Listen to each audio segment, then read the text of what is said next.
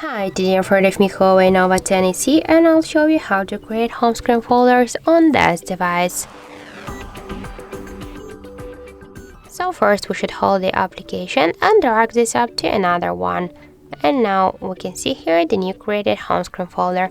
By the same way you can add here more applications, but if you want to add a couple of apps in one click, just tap here to this plus, and after that we just should select just all of the applications, for example, which you will like. For example, let's use the 7 of the apps, tap to OK, and now we can see that we just add them successfully.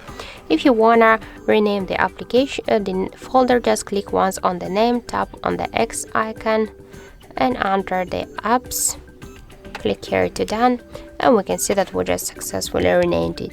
If you want to move the folder on the screen, just hold and drag it, and by the same way we can move them between the screens, and we can create the new screens for the folder. Just hold it and drag it by this way.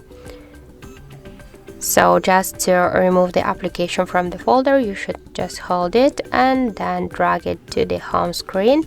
Or if you wanna remove a couple of apps in one click, we should click here to this plus icon and just unselect the applications. We can unselect all of them, tap to OK, and that's it.